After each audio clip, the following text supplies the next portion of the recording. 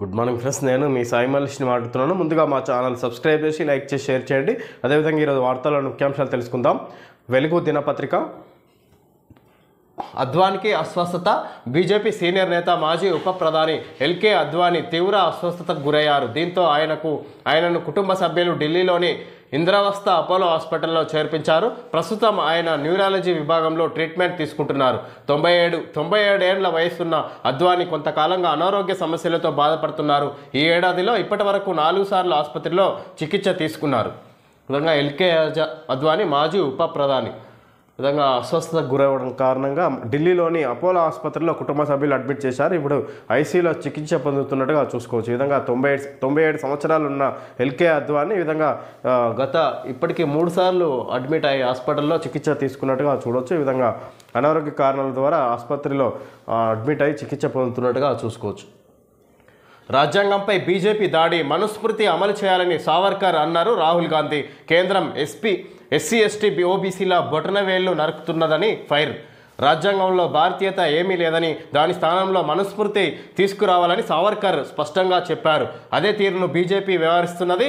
24 గంటలు రాజ్యాంగంపై దాడి చేస్తున్నది. కాంగ్రెస్, ఇండియా కూటమి పార్టీలు రాజ్యాంగ రక్షకులైతే బీజేపీ, ఆర్ఎస్ఎస్ మనుస్మృతి మద్దతుదారులు. మీరు ప్రధాని మోడీ ధారావిని అదానికి అప్పగించి అక్కడి చిరు వ్యాపారుల బొటనవేళ్లను నరికేశారు. అగ్నివీర్ స్కీమ్, పేపర్ లీకేజీలతో యువత మద్దతు ధర కోసం కొట్లాడుతుంటే టియర్ గ్యాస్ ప్రయోగించిన రైతుల లేటరల్ ఎంట్రీ ద్వారా ఎస్సీ ఎస్టీ ఓబీసీల బొటనవేళ్లను నరికేశారు రాహుల్ గాంధీ. ఈ విధంగా రాజ్యాంగంపై బీజేపీ దాడి మనుస్మృతిని అమలు చేయాలని సావర్కర్ పేర్కొన్నారు. సావర్కర్ ఆయన దారిలోనే, ఆర్ఎస్ఎస్ దారిలోనే బీజేపీ నడుస్తున్నది. ఈ విధంగా రాజ్యాంగంలో భారతీయతనే లేదు అసలు అన్నది సావర్కర్. ఆయన బాటలోనే బీజేపీ నడుస్తున్నది అన్నట్టుగా చెప్పుకొచ్చారు. ఈ విధంగా బీజేపీని ఉద్దేశించి రాజ్యాంగం ఏర్పడి ఈ విధంగా 75 సంవత్సరాలు గడుస్తున్న సందర్భంగా రాజ్యాంగంపై పార్లమెంట్లో చర్చ జరుగుతున్నట్టుగా చూసుకోవచ్చు. ఈ విధంగా కాంగ్రెస్ దాని గురించి రాహుల్ గాంధీ ముఖ్యంగా బీజేపీని విమర్శిస్తున్నట్టుగా చూసుకోవచ్చు.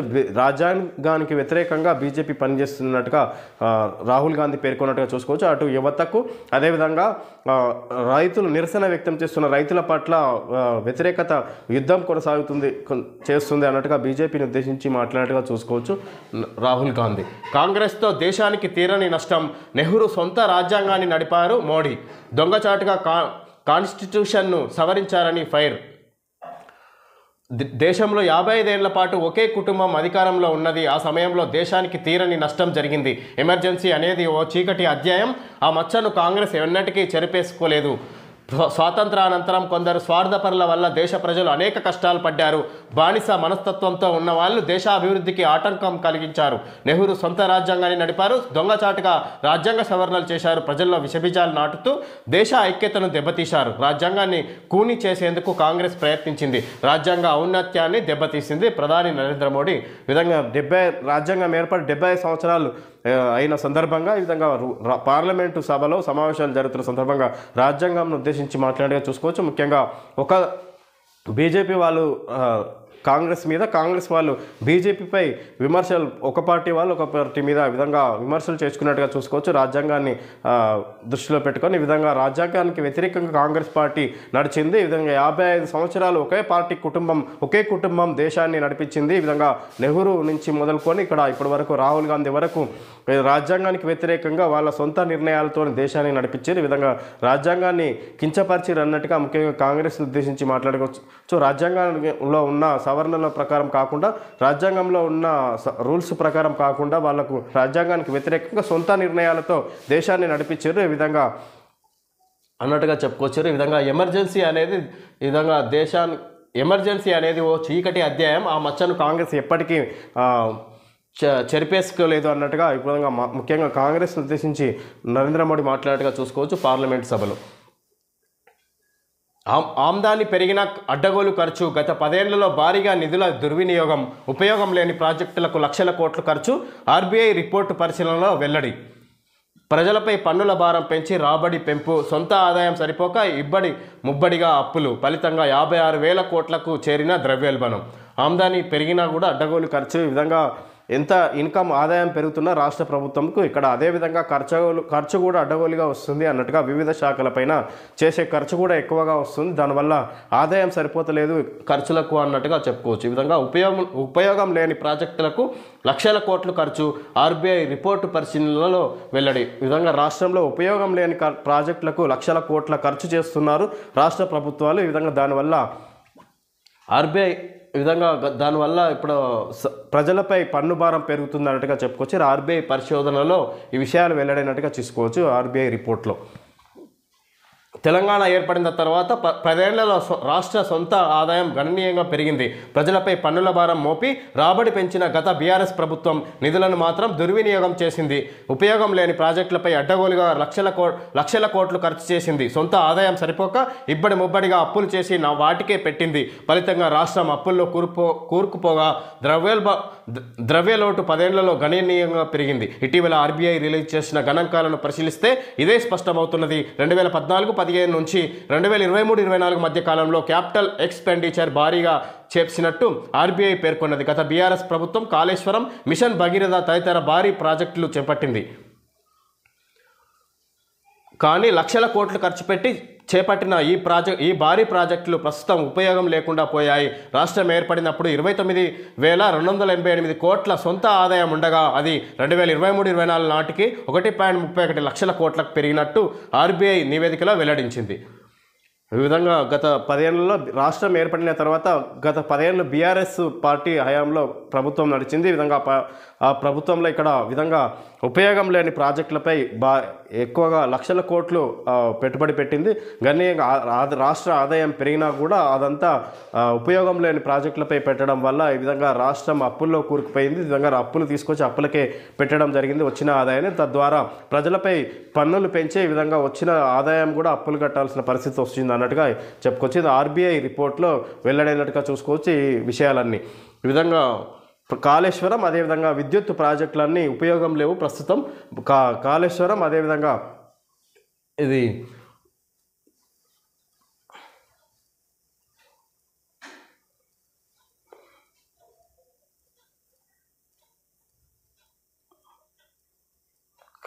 కాళేశ్వరం, మిషన్ భగీరథ ఈ ప్రాజెక్టులు చేపట్టడం వల్ల గత బీఆర్ఎస్ పార్టీ ఈ విధంగా అవి ప్రస్తుతం ఉపయోగం లేకుండా పోయింది. ఆ ప్రాజెక్టులకు కేటాయించిన లక్షల కోట్ల పెట్టుబడులు ఈ విధంగా ప్రస్తుతం ఉపయోగానికి లేకుండా పోయింది. ఆ నిధులన్నీ వృధా ఖర్చు చేసినట్టుగా భావిస్తున్నట్టుగా చూడవచ్చు ఆర్బీఐ. ఈ విధంగా రాష్ట్ర ఆదాయం పెరిగినా కూడా ఈ విధంగా రాష్ట్రానికి సరిపోయే వ్యయాలకు సరిపోయే విధంగా లేదన్నట్టుగా చూడవచ్చు. ఈ సందర్భంగా విద్యా వ్యవస్థను మార్చేస్తాం, గురుకులాల్లో ఇక నాణ్యమైన భోజనం నేనే మానిటరింగ్ చేస్తా సీఎం రేవంత్. శనివారం చిలుకూరులోని సోషల్ వెల్ఫేర్ రెసిడెన్షియల్ స్కూల్లో విద్యార్థులతో కలిసి లంచ్ చేస్తున్న సీఎం రేవంత్ రెడ్డి విద్యార్థులు రాష్ట్ర సంపద, నాణ్యమైన విద్యతో పాటు మౌలిక వసతులు అందించాల్సిన బాధ్యత ప్రభుత్వంపై ఉంది. ఇది ఖర్చు కాదు, భవిష్యత్ తరాలకు పెట్టుబడిగా చూడాలి. భవిష్యత్తులో నేను ఎక్కడికి వెళ్ళినా రెసిడెన్షియల్ స్కూల్స్ విజిట్ చేస్తా. ఎవరైనా తప్పు చేస్తే వారిపై చర్యలు తప్పవు. విద్యార్థులతో మెస్ మేనేజ్మెంట్ కమిటీలను ఏర్పాటు చేయండి. వారు తినే ఆహారాన్ని వాళ్ళే మానిటరింగ్ చేసుకునే వీలు కల్పించండి సీఎం రేవంత్ రెడ్డి. ఈ విధంగా విద్యా వ్యవస్థను మార్చేస్తా అని ఇక్కడ గురుకుల పాఠశాలకు సంబంధించి సంక్షేమ పాఠశాలలో విధంగా వాళ్ళకు నాణ్యమైన భోజనాన్ని అందించే విధంగా ఇక్కడ సీఎం రేవంత్ రెడ్డి నిన్న డైట్ మెనూను విడుదల చేసినట్టుగా చూసుకోవచ్చు. ఈ విధంగా మెనూను నిన్న ప్రారంభం చేసినట్టుగా చూసుకోవచ్చు. ఈ విధంగా అక్కడ చిలుకూరు రంగారెడ్డి జిల్లా మొయినాబాద్లోని ఇక్కడ చిలుకూరు గురుకుల పాఠశాలలో అక్కడ ప్రారంభం చేసి ఈ విధంగా అక్కడ విద్యార్థులతో కలిసి భోజనం చేసినట్టుగా చూసుకోవచ్చు. సీఎం రేవంత్ రెడ్డి ఆ సందర్భంగా మాట్లాడుతూ ఈ విధంగా విద్యా వ్యవస్థ నేనే చూస్తున్నా, ఇక్కడ దాన్ని పటిష్టంగా చేయడమే లక్ష్యంగా పెట్టుకున్నట్టుగా చెప్పుకోవచ్చు. ఈ విధంగా గురుకుల పాఠశాలను ఎప్పటికప్పుడు నేను తనిఖీ చేస్తాను అని మాట్లాడుకొచ్చారు. ఈ విధంగా దానికి సంబంధించి విద్యార్థుల ద్వారానే కమిటీ వేసి భోజనానికి సంబంధించి కమిటీలను వేసి వాళ్ళ విద్యార్థులే పర్యవేక్షణలోనే నడిచే విధంగా తీసుకురావాలన్నట్టుగా చెప్పుకొచ్చారు ఇక్కడ సీఎం రేవంత్ రెడ్డి. విద్యా ప్రమాణాలు పెంచాలనే దృఢ సంకల్పంతో ముందుకు వెళ్తున్నాం. విద్యా సంస్థలకు గ్రీన్ ఛానల్ ద్వారా నిధులు ప్రతి నెల 10 లోపే చెల్లింపులు, డైట్లో నిర్లక్ష్యం వహిస్తే కఠిన చర్యలు, ఫుడ్ పాయిజన్ ఘటనల్లో ఎంతటి వారైనా వదిలే ప్రసక్తే లేదు. వచ్చే అకాడమిక్ ఇయర్ కోసం ముందే ప్రణాళికలు రూపొందిస్తామని వెల్లడి. రాష్ట్ర వ్యాప్తంగా రెసిడెన్షియల్ స్కూల్లో కామన్ డైట్ ప్రారంభం. విధంగా ఫుడ్ పాయిజన్ ఘటనలో ఎంతటి వారినైనా వదిలే ప్రసక్తి లేదన్నట్టుగా చెప్పుకోవచ్చు. ఈ విధంగా ఫుడ్ పాయిజన్ వల్ల విద్యార్థులు అస్వస్థతకు గురై మృతి చెందిన కారణాలు ఉన్నాయి. అదేవిధంగా హాస్పిటల్లో అడ్మిట్ అయ్యి చికిత్సలు కూడా పొందుతున్న విద్యార్థులు ఉన్నారు. ఈ సందర్భంగా గురుకుల పాఠశాలలో డైట్ ఛార్జీలను పెంచి ఇక్కడ వాళ్ళ ఆహార నియమాలను విధంగా నాణ్యమైన ఆహారాన్ని అందించాలన్నట్టుగా ఇక్కడ సీఎం రేవంత్ రెడ్డి మధ్యాహ్న భోజనం సంబంధించి వాళ్ళకి భోజనానికి సంబంధించి ఇక్కడ ప్రారంభం చేసినట్టుగా చూసుకోవచ్చు. వాళ్ళ భోజనంలో క్వాలిటీ పెంచే విధంగా ఆయన నిర్ణయాలు తీసుకున్నట్టుగా అక్కడ పెట్టుబడులు కూడా పెట్టాం, ఇంకా పెంచుతాం అన్నట్టుగా ఇక్కడ నిధులు కూడా పెంచుతామన్నట్టుగా చెప్పుకొస్తారు సీఎం రేవంత్ రెడ్డి. రాష్ట్రంలో విద్యా వ్యవస్థను సమూలంగా ప్రక్షాళన చేస్తామని సీఎం రేవంత్ రెడ్డి తెలిపారు. విద్యా ప్రమాణాలు పెంచాలన్న దృఢ సంకల్పంతో ప్రభుత్వం ముందుకు వెళ్తున్నదని చెప్పారు. ప్రభుత్వ హాస్టళ్లలోని పిల్లలకు ఏ కష్టం రాకుండా చూసుకోవాల్సిన బాధ్యత ప్రభుత్వంపై, అధికారులపై ఉన్నదని తెలిపారు. వారి డైట్ విషయంలో నిర్లక్ష్యం వహిస్తే బాధ్యులు ఎంతటి వారైనా వదిలే ప్రసక్తి లేదని తేల్చి చెప్పారు. బిల్లులు పెండింగ్లో ఉంటున్నాయనే అంశం తన దృష్టికి వచ్చిందని, ఇక నుంచి ప్రతి నెల 10లోగా గ్రీన్ ఛానల్ ద్వారా నిధులు రిలీజ్ చేస్తామని ప్రకటించారు. శనివారం రంగారెడ్డి జిల్లా చిలుకూరులో గురుకుల పాఠశాలను ఆయన సందర్శించారు. రాష్ట్రంలోని అన్ని గురుకులాలు, సంక్షేమ హాస్టళ్లలో కామన్ డైట్ను ప్రారంభించారు. బీసీ, ఎస్సీ, ఎస్టీ, మైనారిటీ గురుకులాలు హాస్టళ్లలో ఒకే విధమైన మెనూ అమలు చేస్తున్నారు. పెంచిన డైట్ ఛార్జీలకు తగ్గట్టుగా రాష్ట్ర ప్రభుత్వం కొత్త మెనూ రూపొందించింది. ఈ సందర్భంగా విద్యార్థులతో రేవంత్ ముచ్చటించారు. వారి సమస్యలు అడిగి తెలుసుకున్నారు. పిల్లలతో కలిసి అక్కడే లంచ్ చేశారు. అనంతరం సీఎం మాట్లాడుతూ ఎస్సీ, ఎస్టీ, బీసీ, మైనారిటీల్లో సంపూర్ణ విశ్వాసం కల్పించాలని ప్రభుత్వం ఒక నిర్ణయానికి వచ్చిందని చెప్పారు. విద్యార్థుల్లో నైపుణ్యాలను పెంపొందించి తెలంగాణ పునర్నిర్మాణంలో భాగస్వాములను చేసేందుకు కృషి చేస్తున్నట్లు చెప్పారు. విధంగా మధ్యాహ్న విద్యార్థులకు గురుకుల పాఠశాలలో భోజనానికి సంబంధించి ఇక్కడ క్వాలిటీ పెంచే విధంగా, నాణ్యమైన ఆహారం అందించే విధంగా సీఎం రేవంత్ రెడ్డి నిన్న ప్రారంభం చేసినట్టుగా చూసుకోవచ్చు. లంచ్ విద్యార్థులతో కలిసి చేసినట్టుగా చూసుకోవచ్చు. ఈ విధంగా అక్కడి సమస్యలను విద్యార్థులను అడిగి తెలుసుకొని సీఎం రేవంత్ రెడ్డి దానికి సంబంధించి మాట్లాడేట్టుగా చూసుకోవచ్చు. ఫుడ్ పాయిజన్కు కారకులైన వారిని ఎంతటి వారినైనా వదిలే ప్రసక్తి లేదన్నట్టుగా కూడా చెప్పుకొచ్చారు. ఈ విధంగా సందర్భంగా ఎంతోమంది గురుకుల పాఠశాలలో విద్యార్థులు అస్వస్థతకు గురై ఫుడ్ పాయిజన్ వల్ల అస్వస్థతకు గురై మృతి చెందిన వారు ఉన్నారు. అదేవిధంగా హాస్పిటల్లో చికిత్స పొందుతున్న వారు కూడా ఉన్నారు. ఈ సందర్భంగా సీఎం రేవంత్ రెడ్డి నాణ్యమైన ఆహారాన్ని అందించేదానికి ఈ విధంగా నిర్ణయం తీసుకోవడం కూడా చూడవచ్చు మనం. 2029లోనే జమిలీ, ఒకవేళ జమిలీ ఎన్నికలు వచ్చినా జరిగేది మాత్రం 2029లోనే అని ఏపీ సీఎం చంద్రబాబు నాయుడు స్పష్టం చేశారు. ముందస్తు ఎన్నికలు ఉండవని, షెడ్యూల్ ప్రకారం 5 ఏళ్ల తర్వాతే ఏపీలో ఎన్నికలు జరుగుతాయని ఆయన తెలిపారు. విధంగా ఒకవేళ జమిలీ ఎన్నికలు వచ్చినా కూడా 2029 షెడ్యూల్ ప్రకారం 5 సంవత్సరాలు గడిచిన తర్వాతనే ఈ జమిలీ ఎన్నికలు వస్తాయి అన్నట్టుగా చెప్పుకొచ్చారు. ఏపీలో ఎన్నికలు జరుగుతాయి అన్నట్టుగా చెప్పుకొచ్చారు. అయితే దేశవ్యాప్తంగా ఒకేసారి ఎన్నికలు జరుగుతాయనే జమిలీ బిల్లు పాస్ అవబోతున్న సందర్భంగా ఏపీ సీఎం చంద్రబాబు నాయుడు ఈ విధంగా మాట్లాడడం జరిగింది. ఇవాళ రేపు గ్రూప్ 2 ఎగ్జామ్స్, గ్రూప్ 2 పరీక్షల నిర్వహణకు ఏర్పాట్లు పూర్తి చేశామని టీఎస్పీఎస్సీ చైర్మన్ బుర్రా వెంకటేశం చెప్పారు. 783 పోస్టుల భర్తీకి ఆది సోమవారంలో టీజీపీఎస్సీ రాత పరీక్షలను నిర్వహించనుంది. మొత్తం 5,51,847 మంది పరీక్షకు హాజరు కానున్నారు. నిర్ణీత సమయానికి అరగంట ముందే గేటు క్లోజ్ చేయనున్నారు. విధంగా ఇవాళ రేపు గ్రూప్ 2 ఎగ్జామ్స్ నిర్వహిస్తున్నామని ఇక్కడ బుర్రా వెంకటేశం టీఎస్పీఎస్సీ చైర్మన్ బుర్రా వెంకటేశం తెలియజేశారు. ఈ విధంగా 783 పోస్టుల భర్తీకి ఆది సోమవారాల్లో టీజీపీఎస్సీ రాత పరీక్షలను నిర్వహించనుంది. మొత్తం 5,51,847 మంది పరీక్షకు హాజరు కానున్నారు. 783 పోస్టులకు 5,51,847 మంది హాజరవుతున్నట్టుగా చూసుకోవచ్చు. ఈ విధంగా పోటీ గణనీయంగా ఉన్నట్టుగా చూడవచ్చు ఈ గ్రూప్ 2 ఎగ్జామ్కి.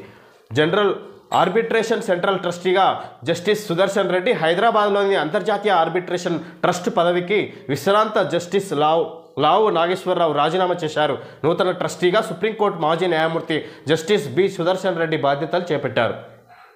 ఆర్బిట్రేషన్ సెంట్రల్ ట్రస్టీగా జస్టిస్ సుదర్శన్ రెడ్డి కొత్తగా నియమించినట్టు చూసుకోవచ్చు. హైదరాబాద్లోని అంతర్జాతీయ ఆర్బిట్రేషన్ ట్రస్ట్ పదవికి విశ్రాంత జస్టిస్ లావు నాగేశ్వరరావు రాజీనామా చేశారు. ఆయన స్థానంలో నూతన ట్రస్టీగా సుప్రీంకోర్టు మాజీ న్యాయమూర్తి జస్టిస్ బి సుదర్శన్ రెడ్డి బాధ్యతలు చేపట్టినట్టుగా చూసుకోవచ్చు. ఓపెన్ ఏఐ విజిల్ బ్లోయర్ అనుమానాస్పద మృతి.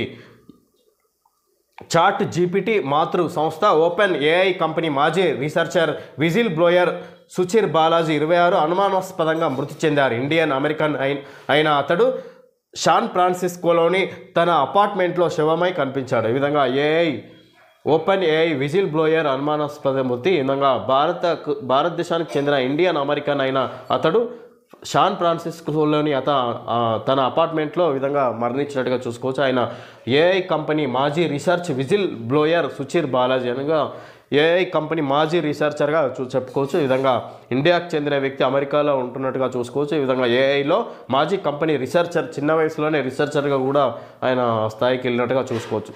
చాట్ జీపీటీ మాతృ సంస్థ ఓపెన్ ఏఐ కంపెనీ మాజీ researcher whistleblower Suchir Balaji మరణించినట్టుగా చూసుకోవచ్చు తన అపార్ట్మెంట్లో. రేవతి కుటుంబానికి అండగా ఉంటా, జరిగిన దానికి సారీ చెబుతున్న అల్లు అర్జున్. త్వరలోనే బాధిత కుటుంబాన్ని కలుస్తానని వెల్లడి. జైలు నుంచి విడుదల. విధంగా అరెస్ట్ అయి విడుదలైన సందర్భంగా అల్లు అర్జున్ రేవతి కుటుంబానికి అండగా ఉంటా అన్నట్టుగా మాట్లాడుకొచ్చినట్టుగా చూసుకోవచ్చు. త్వరలోనే బాధిత కుటుంబాన్ని కలుస్తానని జైలు నుంచి విడుదలైన సందర్భంగా మాట్లాడగా చూసుకోవచ్చు అల్లు అర్జున్. విద్యుత్ ఎంక్వైరీ కమిషన్ రిపోర్టుపై సైలెన్స్. ప్రభుత్వానికి నెలన్నర కింద నివేదిక ఇచ్చిన కమిషన్ యాక్షన్ ఎప్పుడన్న దానిపై చర్చ. గత బీఆర్ఎస్ పాలనలో విద్యుత్ కొనుగోళ్లు, ప్లాంట్ల నిర్మాణాల్లో అవకతవకలు నిగ్గు తేల్చేందుకు మార్చి 14న జ్యుడిషియల్ కమిషన్ వేసిన ప్రభుత్వం విద్యుత్ సంస్థల సీఎండీలు సహా మొత్తం 28 మందిని విచారించిన కమిషన్ తమ వాదనలు వినిపించిన విద్యుత్ రంగ నిపుణులు 100 పేజీలతో అక్టోబర్ 28న కమిషన్ నివేదిక. గత బీఆర్ఎస్ సర్కార్ హయాంలో జరిగిన విద్యుత్ కొనుగోళ్లపై జ్యుడిషియల్ కమిషన్ రిపోర్ట్ ఇచ్చి నెలన్నర అవుతున్న రాష్ట్ర ప్రభుత్వం సైలెంట్గా ఉండడంపై చర్చ జరుగుతున్నది. వచ్చే అసెంబ్లీ సమావేశాల్లో నివేదికపై చర్చించి నిర్ణయం తీసుకుంటారని ప్రభుత్వ వర్గాలు చెప్తున్నా ఇప్పటి వరకు ఆ దిశగాను ఎలాంటి ప్రయత్నం జరగడం లేదన్న విమర్శలు వినిపిస్తున్నాయి. ఈ విధంగా విద్యుత్ ఎంక్వైరీ కమిషన్ రిపోర్టుపై సైలెన్స్ వహిస్తుంది రాష్ట్ర ప్రభుత్వం. విద్యుత్ కమిషన్ ఏర్పాటు చేసింది. గత బీఆర్ఎస్ పార్టీ గత 10 ఏళ్ల కాలంలో నిర్మించిన విద్యుత్ కేంద్రాలపైన కమిషన్ ఏర్పాటు చేసి రాష్ట్ర ప్రభుత్వానికి నివేదిక కూడా అందించారు. కానీ రాష్ట్ర ప్రభుత్వం దానిపై చర్యలు తీసుకోవడం లేదు ఎందుకు అన్నట్టుగా ఇక్కడ వివిధ వర్గాలు ఈ విధంగా విమర్శలు వస్తున్నట్టుగా చూసుకోవచ్చు రాష్ట్ర ప్రభుత్వంపై. ఈ విధంగా బీఆర్ఎస్పై ఎందుకు చర్యలు తీసుకోవడం లేదు, ఇక్కడ వాళ్ళు నివేదిక అందించినా కూడా అన్నట్టుగా ఇక్కడ చెప్పుకోవచ్చు. గత బీఆర్ఎస్ పాలనలో విద్యుత్ కొనుగోళ్లు, ప్లాంట్ల నిర్మాణాల్లో అవకతవకలు నిగ్గు తేల్చేందుకు మార్చి 14న జ్యుడిషియల్ కమిషన్ వేసిన ప్రభుత్వం విద్యుత్ సంస్థల సీఎండీలు సహా మొత్తం 28 మందిని విచారించిన కమిషన్ తమ వాదనలు వినిపించిన విద్యుత్ రంగ నిపుణులు 100 పేజీలతో అక్టోబర్ 28న కమిషన్ నివేదిక కూడా అందించింది. విచారణ చేపట్టి వివిధ అధికారులను కూడా విచారించి ఒక నివేదిక అందించింది. ఎవరిది తప్పు, ఏం జరిగింది అనేది కూడా నివేదిక కూడా రెడీ అయినా కూడా రాష్ట్ర ప్రభుత్వం ఎందుకు రెస్పాండ్ కావడం లేదు, ఎందుకు చర్యలు తీసుకోవడం లేదు అన్నట్టుగా వివిధ వర్గాలు ప్రశ్నిస్తున్నట్టుగా చూసుకోవచ్చు. ప్రభుత్వాన్ని విమర్శలు వినిపిస్తున్నట్టుగా చూసుకోవచ్చు వివిధ వర్గాలు. శనివారం నిమ్స్లో చికిత్స పొందుతున్న స్టూడెంట్ను పరామర్శిస్తున్న హరీష్.